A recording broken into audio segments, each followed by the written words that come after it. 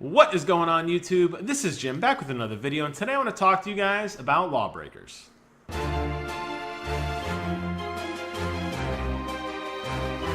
Now, LawBreakers came out. It was a free-to-play game that eventually decided to go a pay model. I did a review on it. You could probably see a card somewhere up over here saying, LawBreakers, is it good? Well, that's my review on it, so go ahead and click that link if you want my deep dive reaction on everything I thought about LawBreakers. Cliff Notes version, no pun intended, Cliffy B. It was okay. It wasn't the best, it wasn't the worst. It did some things well, it did some things so-so. I would have gotten it probably due to the price point, the $29.99 price point. Notice I'm talking in past tense now because I went to NeoGAF today, one of the best sites in the planet. Probably second to Reddit in terms of sites that I go to most often. And I saw this post, link in the description box below. You can read it for yourself if you don't want to take my word for it. But I want to read you just a little bit of this. LawBreakers closed beta began on June 28th, one day before my 35th birthday, with the open beta starting 2 days later, one day after my 35th birthday. Over the course of 8 days on Steam, the beta brought in 7,500 players in a single hour, with daily averages reaching as high as 3,500 players per hour over the weekend. Those lower than expected numbers were only enough to rank LawBreakers as high as 73rd, ouch, on Steam's most played games last week. Out of all the new games released in Steam in 2016, Paladins has retained the highest players per hour average. It debuted at 38,000 players. It's in Steam's top 20 most played games today, and it averages 25,000 concurrent players every single day. I'm going to draw a comparison now between LawBreakers and the failed Battleborn.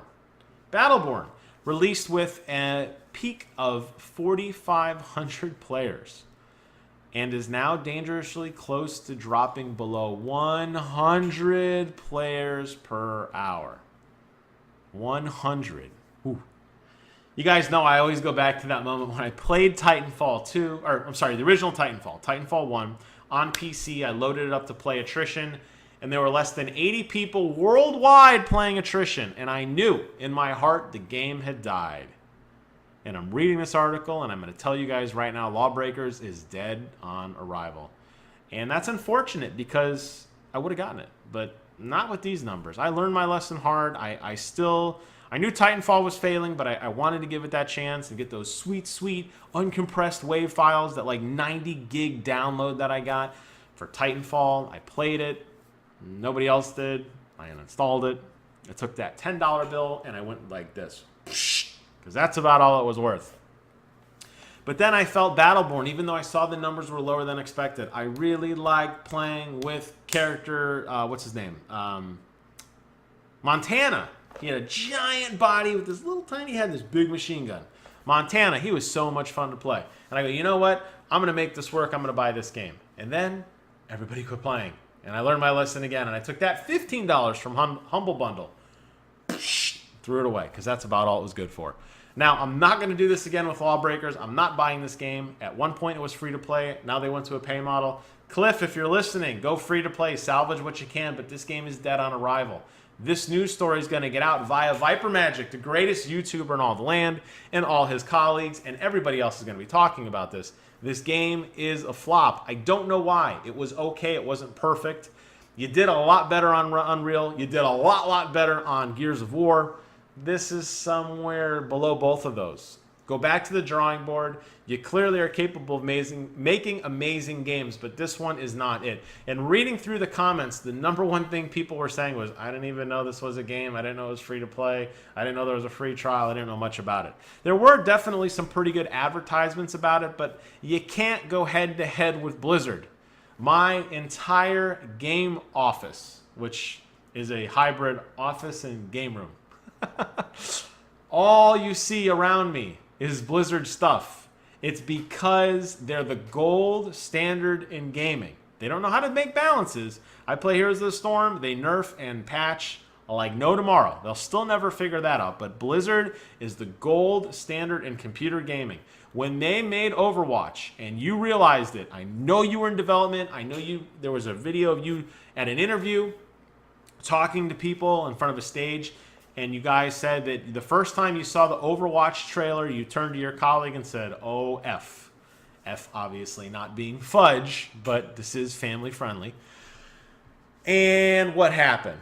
You said, well, maybe we're on the right track. You know, you live in a vacuum. They're making a game that's a hero shooter. You're making a game that's a hero shooter. Maybe you got a chance this is going to be a smash hit. Well, buddy, it ain't. I'm sorry to hear that. And as soon as you realized that, you probably knew it was an uphill battle. Overwatch, leaps and bounds, the definitive gold standard in hero shooters. Every hero shooter ever from now until the day I die, which is hopefully many moons from now. Overwatch is it, okay? You don't have a chance in hell. This is a losing battle. And I'm sorry to hear that because it was an interesting game. I like rooting for the underdog. My channel is based on the underdog. I am the underdog. Your game is the underdog. But no way I'm going to buy this with any good conscience. There's no way this thing's going to have a player base after a month or two. Everybody's jumped onto PlayerUnknown Battlegrounds. Everybody's jumping onto Overwatch. And I already own both. So that's where I'm going to go back. But anyways, Cliff, man, I'm sorry. Good luck in the future. I know you're a passionate person. I don't know you personally, but I think you and I would get along really well IRL because I think you and I both wear our heart on our sleeves. And I loved your comments at the PC game show that I got to sit in. You were about this big because you were way up on stage, but you said we're not charging full price for a multiplayer only game because that's not who we are. We don't believe in that. And I've been a champion of that from Rainbow Six Siege. I was a champion of that from the original Titanfall. And I want to support your game because you're a champion of that in LawBreakers with the free DLC model you guys have. But man, oh man, this game is gonna go for a ride. Maybe I'm wrong and it's a fluke. I don't think so. Most people play shooters with a good old keyboard and mouse. And if us computer gamers don't like it and the PC master race does not accept you, ain't nobody going to accept you. So good luck in the future, buddy. For everybody else out there who's still going to invest in LawBreakers and play it, I think you're going to have fun. It's not perfect. It's not the worst game. It's somewhere in the middle, but good luck. Have fun. Make the game work. Make the game last. And don't worry about it. You only need, what, 8 players to make a match? So as long as there are 8 players playing somewhere in the world at any given time, you'll at least be able to throw down. But when you got a multiplayer-only game that has this bad of a pre-launch, you're going to have a bad day. And I'm sorry. As always, I want to thank you guys so much for watching. Get out there and root for the underdog. And until next time, I will see you guys on the other side.